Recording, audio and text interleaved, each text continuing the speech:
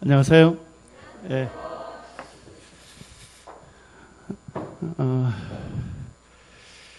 하나님 말씀을 듣기 위해서 이곳까지 나오신 여러분들을 주님께서 축복해 주시기를 원합니다. 제가 이번 주 이곳에 오기 전에 그 그리스도인 훈련원에서 있는 강좌에 참여했습니다. 뉴질랜드에서 오신 기독교 변증가이신데 그 스티브 쿠마 형제님이신데요. 이분이 이제 기독교 변증법을 강의를 하셨어요. 제가 예전에 기독교 신앙은 터무니없다 하는 이제 그 반어법으로 물음표를 찍은 그 책을 제가 사서 읽은 적이 있었는데, 제가 그 책을 읽으면서 제 신앙이 더 이렇게 견고해지게 됐거든요. 근데 알고 봤더니까 그분이 그 스티브 쿠마라고 하는 분이 우리 모임의 형제님이셨고, 그분의 강의를 제가 이번 주 직접 들으면서 제게 큰 기쁨이 있었습니다. 제가 이번 강의를 들으면서 깨달았던 것은, 더욱 확신하게 됐던 것은, 이 예수님을 믿는 기독교 신앙이 확실하고 강력하다는 겁니다. 왜냐하니까 우리가 예수님을 믿는 이 믿음은 어디 위에 세워져 있습니까? 확실한 진리 위에 세워져 있기 때문에, 사실이기 때문에 사실만큼 더 강력한 것은 없다 하는 것을 제가 느끼면서 참 제가 하고 있는 이 사역도 참 주님 앞에서 뜻깊은 사역이구나 하는 그와 같은 생각들을 하게 됐습니다. 제가 오늘 5시간을 진행을 해야 하는데요. 3가지 주제를 갖고서 하겠습니다. 첫 번째는 성경이 하나님의 말씀이라는 것을 어떻게 알 수 있냐는 거예요. 물론 이제 다양한 증거들이 있습니다만, 이 시간에는 그 창조과학 세미나이기 때문에 과학의 증거를 통해서 이 성경이 하나님의 말씀이다 하는 것을 좀 살펴보기를 원합니다. 두 번째는 동물과 DNA입니다. 그래서 이 생물이 저절로 우연히 존재한 것이 아니라 기능할 목적으로 의도적으로 배열되어 있는 설계된 작품이다 하는 것입니다. 자, 설계된 작품이 존재하려면 누가 있어야 합니까? 그것을 설계한 설계자가 있어야 하는데, 그분이 성경은 하나님이시라고 우리에게 말씀하고 있습니다. 세 번째 주제는 공룡입니다. 제가 예전에 그 창조과학 세미나를 진행하면서 어른들 대상이었기 때문에 공룡이라는 주제를 뺐습니다. 그런데 끝난 다음에 한 백발이 되신 어르신이 오셔가지고, 공룡은 어떻게 된 겁니까? 그래서 제가 이 공룡이라는 주제가 아이들만의 관심이 아니고 연로하신 어른들에게도 여전히 관심의 대상이 되고 있구나 하는 생각을 하면서 이 공룡이라는 주제를 하나 더 포함을 시켰습니다. 왜 하나님만을 믿어야 합니까? 아니면 왜 하나님을 믿어야만 합니까?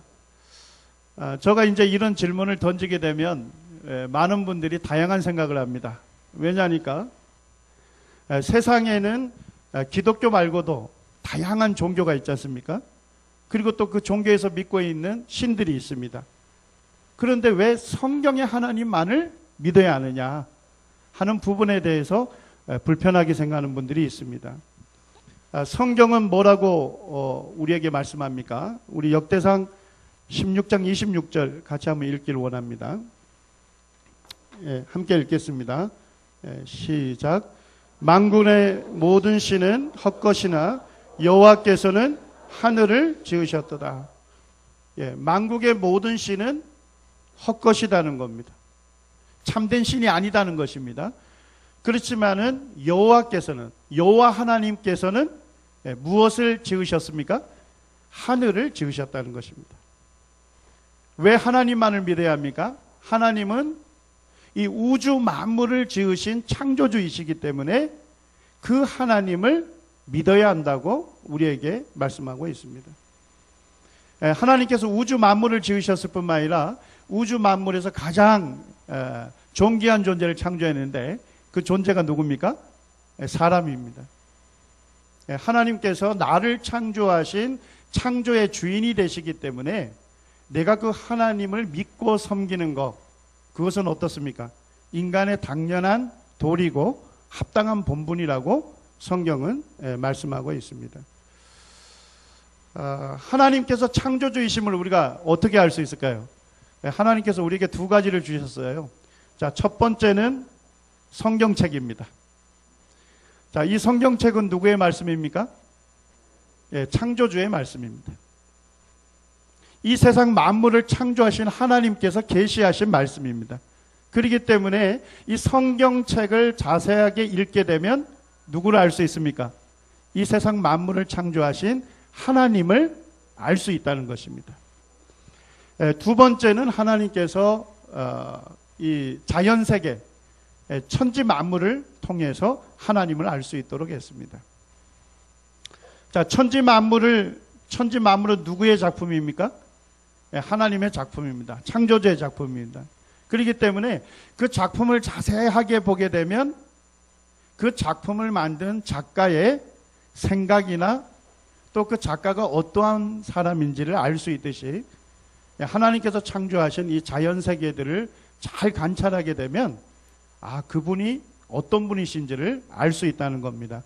오늘 첫 시간은 이 성경을 통해서 살펴보기를 원합니다.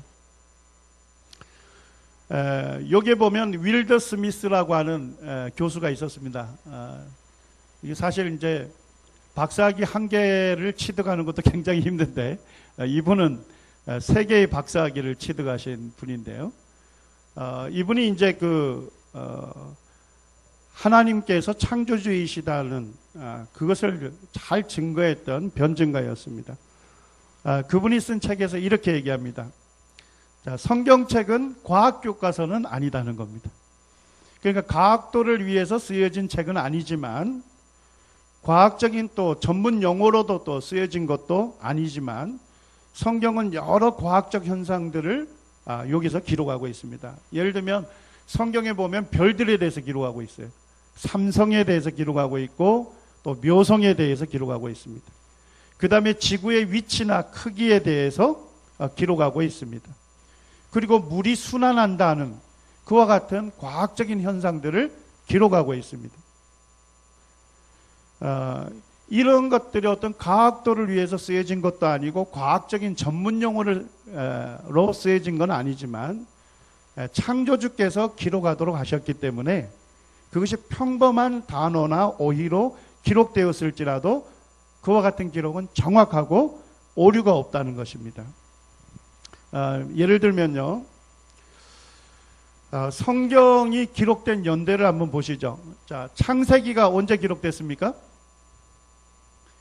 제가 질문하는 건 대부분 슬라이드에 다 있습니다. 자, 언제 기록됐습니까? BC 1500년경에 기록이 됐습니다.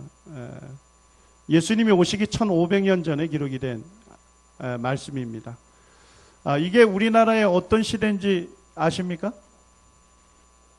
역사적으로 보면 고조선 시대예요. 이 성경 창세기는 아주 고대에 기록이 된 말씀입니다. 자, 성경의 마지막 권이 요한계시록이죠. 자, 요한계시록은 한 AD 100년쯤에 기록된 말씀입니다. 넉넉 잡고도. 자, 그럼 AD 100년이면 우리나라가 역사적으로 어느 시대였을까요? 삼국시대에 기록이 된 것입니다. 그러니까 우리가 지금 읽고 있는 이 성경은요, 아주 고대에 기록이 됐습니다. 그런데도 불구하고 이 고대에 기록된 성경에 과학적 사실이나 현상들을 기록하고 있어요. 근데 놀라운 것은 뭐냐면 과학이 발달한 최근에서야 알게 된 그와 같은 과학적 사실에 대해서 성경은 그 오래전에 아주 정확하게 오류가 없이 기록하고 있다는 것입니다.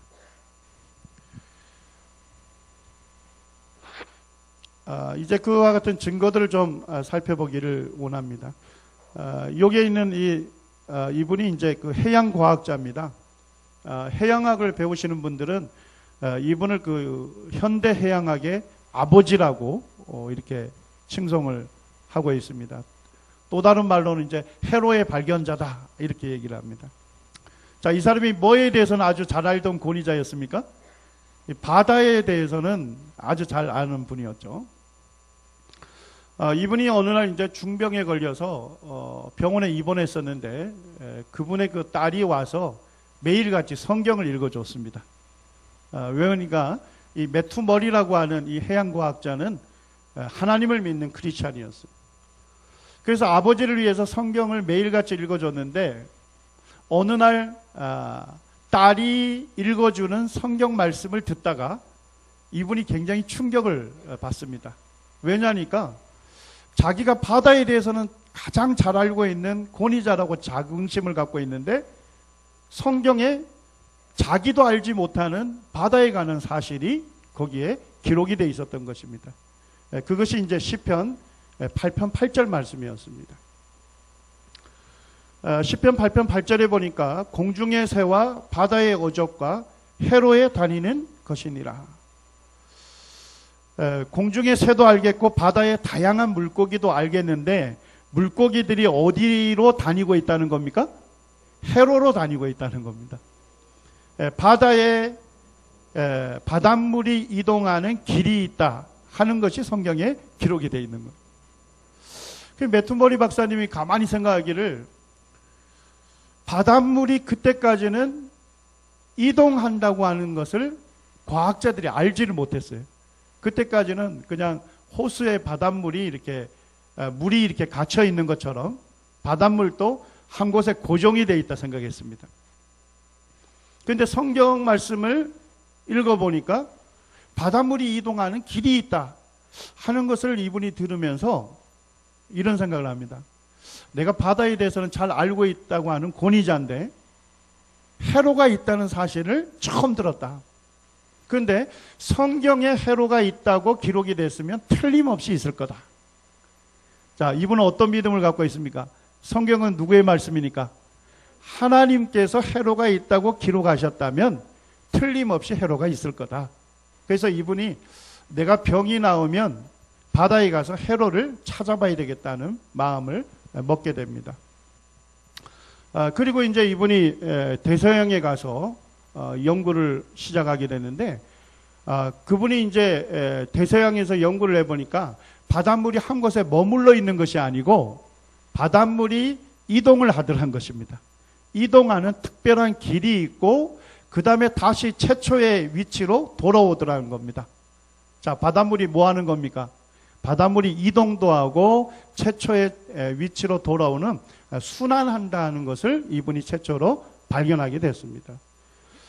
그러면서 이분이 이제 그거를 지도에다가 해로를 이렇게 표기를 한 것이죠. 자, 이게 최초의 뭐가 됐습니까? 해양 지도가 됐습니다. 이분의 그 묘비가 버지니아의 그 리치몬드 시에 이분의 묘비가 있는데요. 그 묘비에 이렇게 기록되어 있습니다. 우리 한번 같이 한번 읽겠습니다. 시작. 해양학의 아버지 마태 마우리는 시편 8편 8절을 읽고 해로가 있음을 깨달아 최초의 해양 지도를 만들었다. 이 박사님이 해로를 발견한 것이 1860년입니다. 지금으로부터 한 150년 전에 발견하게 된 겁니다. 자, 그것도 무엇을 통해서 해로가 존재한다는 걸 알게 됐습니까? 성경을 통해서 해로가 존재한다는 것을 알고서 그가 이제 발견하게 된 것이죠. 자, 그런데 이 해로를 기록하고 있는 성경 시편은 언제 기록된 말씀일까요? BC 1000년에 기록된 말씀입니다. 자, 지금으로부터 몇천 년 전입니까? 3000년 전에 성경에서 해로가 존재한다는 것을 기록하고 있습니다. 어떻게 성경은 그 오래전에 해로가 있다는 사실을 정확하게 기록하고 있을까요? 이번에는 그 할례에 대해서 좀 살펴보기로 원합니다. 창세기 17장 9절에서 12절 말씀해 보게 되면 하나님께서 믿음의 사람인 아브라함과 언약을 맺습니다. 쉽게 말씀드리면 계약을 맺은 겁니다. 자, 그 언약의 내용이 뭡니까? 하나님께서 아브라함의 자손을 누구의 백성으로 삼겠대요? 하나님의 백성으로 삼고 그 아브라함의 자손을 대대로 지켜주겠다고 언약을 맺었습니다. 하나님께서 이 언약을 맺으면서 그 하나님과 언약을 맺은 것을 몸에 새기게 했습니다. 자, 그것이 무엇입니까? 그것이 할례입니다. 근데 하나님께서 할례를 명령하면서 두 가지를 구체적으로 명령했습니다. 자, 첫 번째는 누구에게 할례를 주래요? 남자에게 할례를 주라 했습니다. 두 번째는 뭐냐면 남자에게 언제 할례를 줄 것인지 구체적으로 날짜를 알려주셨습니다. 자, 태어난 지 며칠 만에 주랍니까? 8일 만에 주라고 구체적으로 하나님께서 그 날짜를 지정해 주셨어요. 오늘날 또 이스라엘 사람들은 남자가 태어나면 8일째 되는 날에 할례를 주고 있습니다. 자, 만약에 남자아이가 태어난 지 8일째가 되는 날이 안식일이라면, 안식일 아시죠? 이스라엘에서 안식일은 모든 노동을 금지하고 오직 자기들을 하나님의 백성으로 삼아주신 그 하나님만을 그들이 예배하고 섬기는 날입니다. 모든 노동을 금지합니다. 자, 근데 남자아이가 태어난 지 8일째가 되는 날이 안식일이면 그날에 할례를 줄까요? 아니면 다음 날로 미룰까요? 할례를 줍니다. 제가 이스라엘을 갔더니까 안식일이 되면 어떻게 되냐면 안식일 날에는 아파트에 올라갈 때 이 아파트에 있는 엘리베이터 단추를 누르는 것도 금지되어 있습니다. 이것도 노동으로 여기는 거예요. 그래서 안식일 날에는 어떻게 올라갈 수 있냐면, 예를 들어서 저희 집 13층인데, 자, 13층에 올라가려면 엘리베이터 앞에 딱 쓰면 조금 있다가 엘리베이터가 와서 자동으로 열립니다. 그리고 조금 있다가 다시 닫힙니다. 자, 2층으로 올라가면 어떻게 될까요? 2층에 올라가서 다시 열립니다. 다시 닫힙니다. 그렇게 해서 몇 층까지 가는 거예요? 13층까지 가야만 저희 집으로 들어갈 수 있는 거예요. 안식일 날에 모든 노동을 금하는데도 불구하고 이 창세기 17장에 하나님께서 명령하신 말씀 때문에 남자아이가 태어난 지 8일째가 되면 그날이 안식일일지라도 할례를 주고 있습니다. 의학자 중에 그 스칸질로라고 하는 박사님이 이 성경 말씀을 읽다가 하나님께서 남자아이가 태어난 지 8일째 할례를 하라고 구체적으로 명령했다면 뭐가 있을 것이다. 분명하게 명령하신 그와 같은 목적이나 이유가 있을 것이다 하는 것을 이제 이분이 생각하면서 그것을 살펴보게 된 것입니다. 할례는 어떻게 하는지 아시죠? 지금 뭐 별로 이렇게 아름다운 그림은 아닙니다만 남자의 그 음경을 덮고 있는 표피를 어떻게 하는 거죠? 절개하는 수술입니다. 오늘날로 보면 뭐와 같습니까? 포경수술과 같습니다. 우리가 이제 절개를 하게 될 때 피가 나게 되겠죠. 출혈이 일어나게 되는데, 자, 우리 몸에 상처가 나면 어떻게 됩니까? 피가 나면서 조금 있다 어떻게 되죠? 그 피가 멈추게 되죠. 지혈이 됩니다. 지혈되는 이유는 뭐냐면 상처가 날 때 피가 나면서 피 속에 있는 이 피를 응고시키는 단백질이 함께 분비가 됩니다. 그리고 이 단백질이 분비가 되면서 이제 피를 멈추게 하는 거죠. 굳게 하는 겁니다. 그래서 이제 더 출혈이 일어나지 않고 안전하게 멈추게 되는 겁니다. 이 박사님이 이제 뭐에 대해서 연구를 하게 됐냐면, 그 남자아이가 태어나면 첫째 날, 둘째 날, 셋째 날 매일같이 피 속에 있는 혈액 응고 단백질의 양을 측정해 본 겁니다. 자, 요게 100%는 우리 어른들의 혈액 속에 있는 피를 응고시키는 단백질의 양으로 잡으시면 되겠습니다. 거의 비슷하거든요. 그걸 100%로 본 거예요. 자, 그리고 이제 남자아이가 태어나면 날짜별로 혈액 속에 있는 응고 단백질 양을 측정했습니다. 자, 만약에 남자아이 태어난 지 3일째에 할례 수술을 하게 되면 어떤 문제가 발생할 수 있을까요? 어떤 문제가 발생할 수 있습니까? 자, 혈액 응고 단백질이 어른의 몇 %밖에 안 나와요? 30% 정도밖에 안 나오기 때문에 뭐 하기 어려울까요? 할례 수술을 받게 될 때 지혈되기가, 혈액이 응고되기가, 멈추기가 어려울 것입니다. 실제 이제 제가 찾아봤더니까 의학자들이 생후 이틀 내지 5일째 되는 신생아이에 출혈이 발생이 될 때는 굉장히 큰 문제가 발생이 될 수 있다고 주의를 주고 있습니다.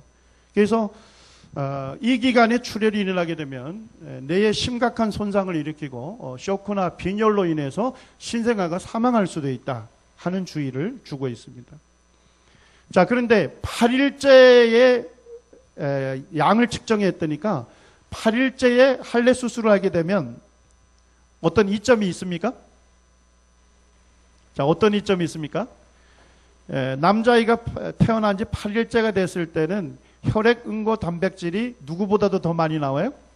어른들보다도 더 많이 나옵니다. 그래서 이때 할례를 하게 되면 빨리 지혈이 되기 때문에 안전할 수가 있는 것이죠.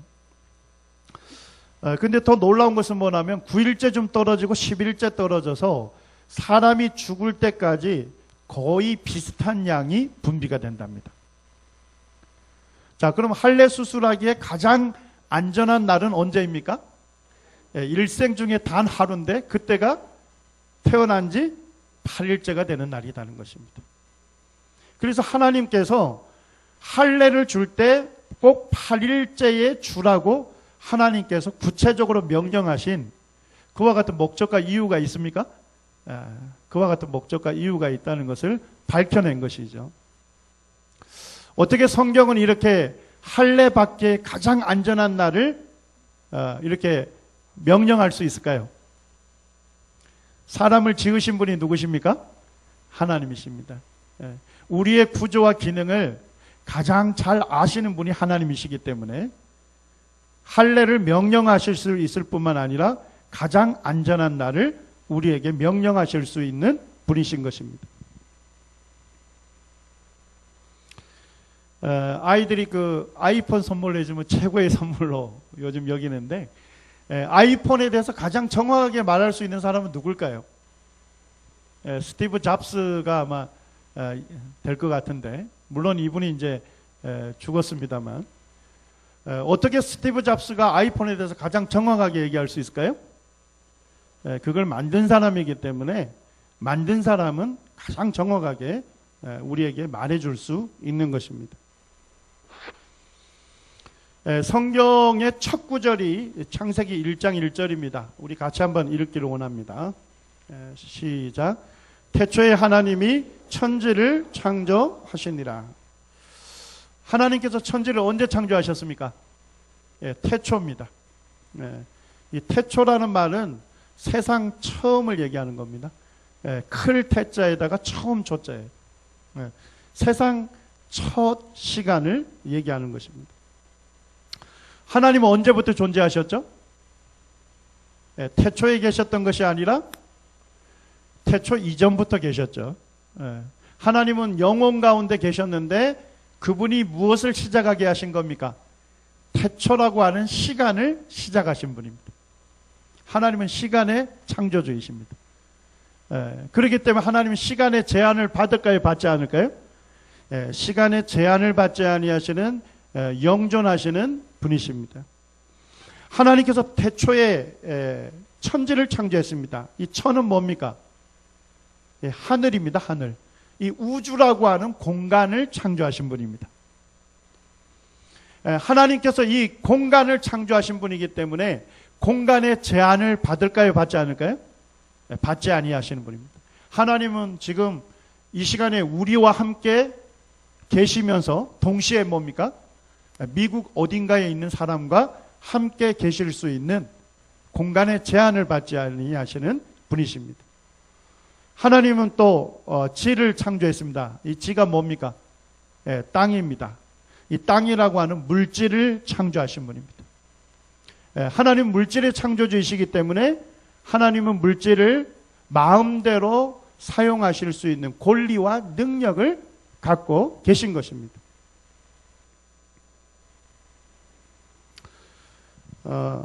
제가 한 가지 그 비유를 좀 들겠습니다. 여기가 법정인데요. 어떤 사람이 죄를 지었다고 고소가 됐습니다.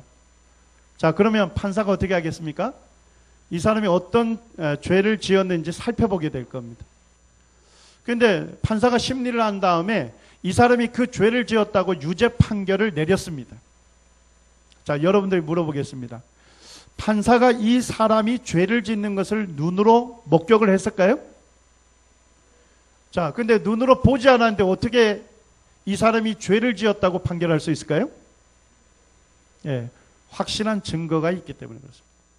확실한 증거가 있으면 우리가 눈으로 보지 아니했을지라도 그와 같은 사건이 일어났음을 우리가 믿을 수가 있는 것이죠. 예, 하나님을 보여달라는 분이 계신데 하나님은 우리와 같은 육체를 갖고 계신 분이 아닙니다. 하나님은 영이시기 때문에 눈으로는 볼 수 없습니다. 자, 그렇지만 하나님은 우리에게 무엇을 주셨습니까? 모든 사람에게 믿을 만한 증거를 주셨습니다. 기독교인들에게만 주신 것이 아니라 모든 사람에게 하나님을 믿을 수 있는 증거를 주시고 그 증거를 통해서 하나님을 믿을 수 있도록 도우시고 계신 겁니다. 이제 또 다른 증거들 좀 살펴보기로 원합니다. 민수기 19장에 보게 되면 하나님께서 구체적으로 명령하신 것이 나옵니다. 이 민수기 말씀은 지금으로부터 3,500년 전에 기록된 말씀입니다. 아주 고대에 기록된 말씀. 자, 11절에 하나님 뭐라 하십니까? 사람의 시체를 만진 자는 며칠 동안 부정한 자로 규정이 됩니까? 7일을 부정하다 이렇게 얘기하고 있습니다. 그리고 그는 제3일과 제7일에 이 제물로 스스로 정결케 할 것이라고 하나님께서 말씀하고 있습니다. 13절에도 보면 누구든지 죽은 사람의 시체를 만지고 스스로 정결케 아니하는 자는 여호와의 성막을 더럽힘이라 이렇게 말씀하고 있고요. 16절에도 누구든지 들에서 칼에 죽은 자나 시체나 사람의 뼈나 무덤을 만졌으면 7일 동안 부정하다 이렇게 되어 있습니다. 자, 하나님께서 시체 만진 자를 왜 이렇게 특별하게 다룰까요? 자, 어떤 사람이 시체를 만졌어요. 또는 무덤을 만지거나 또 사람의 뼈를 만졌습니다. 자, 그러면 하나님께서 그 사람을 부정한 자로 규정을 안 합니다. 그리고 7일 동안 어디에 함께 할 수 없습니까? 그 마을의 공동체로 들어갈 수가 없어요. 7일 동안 격리를 되는 겁니다. 그리고 7일 동안 어떻게 하냐면 잿물 같은 것으로 그 몸을 씻거나 또 맑은 물로 옷을 빨게 하고 몸을 깨끗하게 씻으라고 되어 있습니다. 그 다음에 우슬초라고 하는 식물을 즙을 갖고서 그 사람에게 뿌리라고 되어 있습니다. 그러면 그 사람이 이제 정결케 돼서 이제 그 집으로 돌아갈 수 있다고 하나님께서 말씀하고 있습니다. 자, 왜 하나님께서 시체 만진 사람을 특별히 부정하다고 하셨을까요? 자, 시체에 뭐가 제일 많습니까? 인간에게 전염될 수 있는 가장 많은 균을 보유하고 있는 매체가 시체입니다. 자, 그럼 시체를 만지게 되면 뭐에 전염될 수 있습니까? 균에 전염이 될 수가 있고, 균에 전염이 되게 되면 어떻게 되죠? 질병을 일으키게 되고, 그 질병을 일으킨 사람이 다른 사람을 접촉하게 되면 어떻게 되죠? 또 균을 옮기기 때문에 질병이 확산이 될 수가 있는 것입니다. 그래서 하나님께서 7일 동안 부정한 자라고 규정을 하고 격리시키고 특별한 조치를 받도록 하신 겁니다. 자, 그 다음에 그 사람에게 어떻게 하랍니까? 그는 자기 옷을 어떻게 하래요? 빨고 물로 몸을 어떻게 하랍니까? 씻으라는 것입니다. 자, 왜 하나님께서 시체 만진 사람에게 그 사람의 옷을 빨게 하고 물로 몸을 깨끗하게 씻으라 했을까요? 왜 그랬을까요? 물로 몸을 깨끗하게 씻으라는 것은 뭘 제거하라는 겁니까? 세균을 제거하라는 것입니다. 세균을 제거하는 가장 좋은 방법이 뭐죠? 물로 깨끗하게 씻는 겁니다. 여러분들 오늘 손을 보시게 되면 여러분들 한 손에 보통 세균이 몇만 마리가 사는지 아십니까? 6만 마리 정도가 산답니다. 자, 그럼 양손이면 몇 마리예요? 우리 눈에 보이지 않습니다만 12만 마리 정도가 있답니다. 자, 그런데요, 물로 깨끗하게 잘 씻어만 주어도 세균을 몇 %까지 제거할 수 있어요? 80%까지 제거할 수 있다는 것입니다. 우리가 우리나라에서 최근 몇 년 세균과 바이러스 때문에 전염병으로 전국적으로 힘들었죠. 자, 그때 가장 많이 권했던 게 뭐죠? 손을 깨끗하게 씻으라고 권유를 했습니다. 그 이유는 뭐냐면 세균이나 바이러스를 효과적으로 제거하는 방법이기 때문에 그렇습니다. 최근에 이와 같은 얘기를 하고 있는데요. 지금으로부터 한 170년 전 얘기를 좀 해드릴게요. 그때까지만 해도 세균의 존재를 알지 못했습니다. 170년 전만 해도요. 여기에 보면 제멜바이스라고 하는 의사가 있었는데요. 이분이 이제 오스트리아의 비엔나에 있는 그 산부인과 병원에 근무했는데 자기 병원에 근무하다 보니까 아이를 출산하기 위해서 이 병원에 입원하는 산모 중에 6명 중에 몇 명이 죽어나가고 있어요? 1명꼴로 죽어나가고 있더란 겁니다. 그러니까 산모 6명이 왔는데 그 중에 1명은 사망하는 거예요. 그래서 이게 왜 이렇게 많은 산모들이 죽을까 하고 이 사람이 이제 역학조사를 해본 거예요.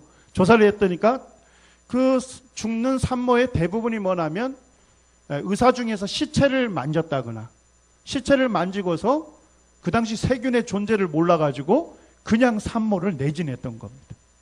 그러니까 이것이 그대로 신생아에게 그 태아에게 그냥 전염이 돼버린 거죠.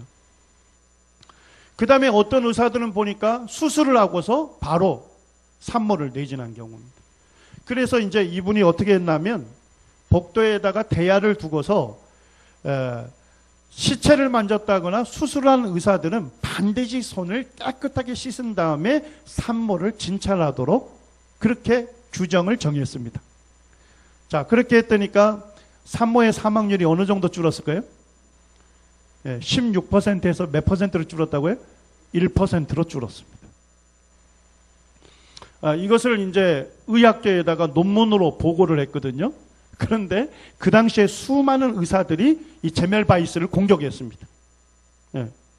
그거 너무 불편하고 너무 불편하기 때문에 우리 할 수 없다. 그러면서 이 제멜바이스를 왕따를 시킨 거예요. 그래서 역사적으로 보게 되면 제멜바이스가 왕따를 당해서 굉장히 심리적으로 위축이 되어서 결국은 정신과 병동에서 정신병자로 사망을 하게 됐던 겁니다. 그 정도로 세균에 대한 이해가 없었습니다. 중세 유럽에서 흑사병 아시죠? 패스트균에 감염이 돼가지고 급성 전염병으로 인해서 급속하게 이 전염이 되면서 사람이 죽었는데 그때 몇만 명이 죽었습니까? 2,500만 명이 죽었습니다. 유럽 인구의 3분의 1이 사망을 했던 그와 같은 사건이 있습니다. 근데 이 패스트균은 누가 옮기는 거죠? 이 벼룩이 원래 감염이 되고 벼룩이 다시 누구에게 옮기는 거예요? 쥐에게 옮기고 쥐가 누구에게 옮기죠? 사람에게 옮겨서 문제가 됐던 겁니다. 자, 근데 그때는 균에 대한 세균에 대한 이해가 없어서 어떻게 치료법을 줬냐면요. 개와 고양이가 패스트를 옮긴다고 해서 개와 고양이를 잡으라고 했습니다. 자, 그랬더니까 누가 더 활개를 치게 됐습니까? 쥐의 천적이 사라지니까 쥐가 더 많이 번성하게 됐습니다. 그래서 더 많이 번지게 된 거죠. 공기를 통해서 전염이 된다고 해서 어떻게 했습니까? 중화시키기 위해서 불을 피우게 하거나 고약한 냄새를 피우게 했습니다. 더 환경이 안 좋아졌기 때문에 이 전염된 사람들이 더 빨리 사망하게 된 거죠.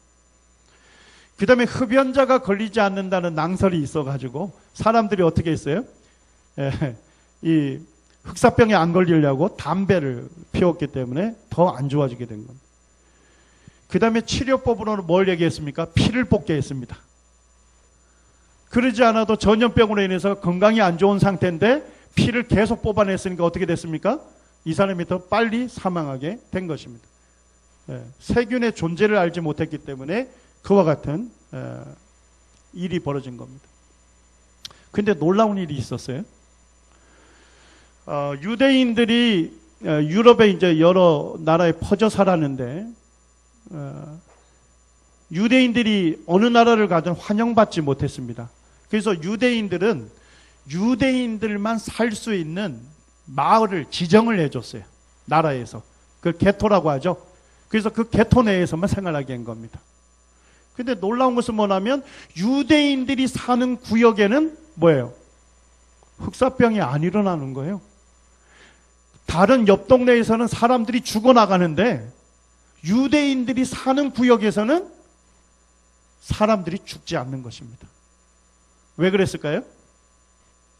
유대인들은 3000년 전에 기록된 이 민수기 말씀, 성경 말씀대로 어떻게 했어요? 시체를 혹 만진 사람이 있으면 부정한 자로 규정이 돼가지고 격리가 됐던 겁니다. 그리고 일주일 동안 어떻게 한 거예요? 그 사람의 옷을 빨게 하고 몸을 깨끗하게 씻게 했던 것입니다. 그런 다음에 다시 집으로 돌려보낸 겁니다. 그러니까 철저하게 이 세균으로부터 몸을 예방을 시켰기 때문에 말씀대로 하나님 말씀대로 했기 때문에 그 유대인 구역에서는 이와 같은 병이 번지지 아니했던 것입니다. 자, 그 다음에 이제 민수기 19장에서는 또 구체적으로 또 명령을 하시는데 시체를 만진 부정한 자에게 뭘로 몸을 정결케 하랍니까? 잿물입니다. 재 아시죠? 나무를 태우면 재가 생기죠. 그 재를 물에다가 희석을 시킨 다음에 그 물로 그 사람의 몸을 깨끗하게 씻으라는 것입니다. 자, 왜 잿물로 씻으라 했을까요? 잿물은 소독제입니다. 소독제. 예를 들면 오늘날 또 우리가 상처가 나게 되면 어떻게 되죠? 가사나수소 같은 거 그걸로 바르죠. 자, 그러면 어떻게 됩니까? 보글보글하게 기포가 생성이 되죠. 기포가 생성되는 이유는 탄산수이기 때문에 그렇습니다. 탄산수가 소독제로 사용이 되는 것입니다. 자, 근데 고대에서 가장 쉽게 탄산수를 구할 수 있는 건 뭐였을까요? 잿물이었습니다. 그래서 하나님께서 잿물로 그 세균에 오염된 사람의 몸을 어떻게 하라는 겁니까? 씻으라고 했던 것입니다. 이 얘기는 뭔 얘기냐면 깨끗하게 뭐 하라는 거예요? 소독을 하라고 하나님께서 명령해 주신 것입니다. 이 민수기를 기록한 사람이 누굽니까? 모세입니다. 자, 모세는 어디에서 태어났죠? 이집트에서 태어났는데요. 모세가 살았던 시대에 그 의수를 알 수 있는, 이집트의 의수를 알 수 있는 그 파피루스가 발견이 됐습니다. 자, 그 당시에 한번 보시면요. 자, 상처에 감염이 되면 어떻게 하랍니까? 벌레의 피나 나귀의 똥 혼합물을 바르랍니다. 자, 그럼 상처가 어떻게 될까요? 더 오염이 돼서 아마 염증이 더 가속화돼서 더 많이 퍼질 겁니다. 탈모증이 있는 분들은 꼭 참조하시길 바랍니다. 자, 탈모증이 있는 사람한테는 어떻게 하랍니까? 말이나 악어나 고양이, 뱀의 지방과 당나귀 이빨을 꿀에 갈아서 바르랍니다. 자, 그러면 이제 머리털이 많이 난다는 겁니다. 자, 뱀에 물리면 어떻게 하랍니까? 이방 신상에 물을 부은 후 그 물을 마시게 하랍니다. 자, 이방 신상에 물을 부을 때 이미 독이 퍼져서 어떻게 될까요? 죽음에 이를 가능성이 높습니다. 자, 모세가 살았던 이집트의 그 당시의 의술의 정보였습니다. 자, 그런데 성경에 기록된 세균에 감염이 된 사람을 철저하게 소독하고 예방하게 하는 이 방법하고 비교해 보면 어떻습니까? 자, 성경에 기록된 이 말씀이 모세의 지식에서 왔을까요? 자, 이집트의 그 당시 의술에서 왔을까요? 아닌 것입니다. 이것은 바로 창조자 하나님께서 우리에게 주신 안전한 계시였던 것입니다. 자, 그 다음에 이제 세균에 감염된 사람한테 18절에 보면 또 다른 처방을 줍니다.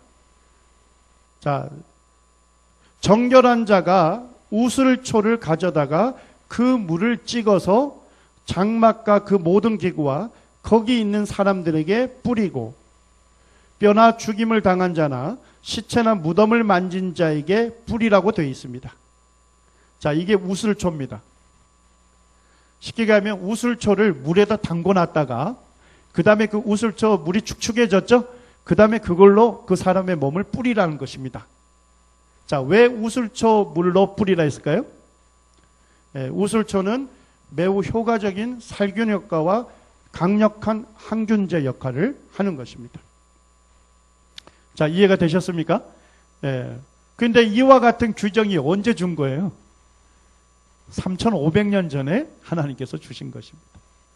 자, 그런데 오늘날 우리 세균 전염병이 생겼을 때 어떻게 합니까? 자, 어떤 사람이 전염이 됐어요? 예를 들어서 캄보디아 갔다가 입국을 할 때 보니까 열이 많이 발생이 돼요. 자, 그러면 공항에 있는 그 면역관이 어떻게 하죠? 그 사람을 다른 얘기 안 합니다. 격리시킵니다. 자, 격리시킨 다음에 어떻게 하죠? 그 사람의 옷을 빨게 하고 온몸을 깨끗하게 씻게 하고 조치를 취합니다. 소독을 시키고 살균제와 항균제를 투입합니다. 맞습니까? 자, 이와 같이 오늘날 행하는 이와 같은 전염병 치료법을 성경은 언제 기록하고 있습니까? 3,500년 전에 기록을 하고 있다는 것입니다. 전염병에 의해서 전염병이 그 병용군 세균에 의해서 감염이 된다는 것을 발견한 사람이 파스테르입니다. 이 사람은 그리스도인입니다. 이 파스테르가 이제 이것을 알게 되는데 그게 언제쯤입니까? 1870년입니다. 자, 그러면 지금으로부터 몇 년 전이에요? 한 150년 전이 되겠죠? 한 140년 전이 됩니까? 자, 그런데 성경은 이와 같은 것이 3,500년 전에 우리에게 분명하게 알려주고 있는 것입니다. 우리 출애굽기 15장 26절 말씀 함께 읽겠습니다. 함께 읽겠습니다. 시작. 이르시되 너희가 너희 하나님 나 여호와의 말을 들어 순종하고 내가 보기에 의를 행하며 내 계명에 귀를 기울이며 내 모든 규례를 지키면 내가 애굽 사람에게 내린 모든 질병 중 하나라도 너희에게 내리지 아니하리니 나는 너희를 치료하는 여호와임이라. 하나님께서 뭐라고 말씀하십니까? 나 여호와의 말을 들어 순종하라. 자, 순종하면 누구에게 유익한 것입니까? 하나님 말씀을 믿고 순종하는 사람에게 유익한 것입니다. 그 사람의 생명의 안전을 지켜주는 것입니다. 한 10분 정도 쉰 다음에 진행하도록 하겠습니다.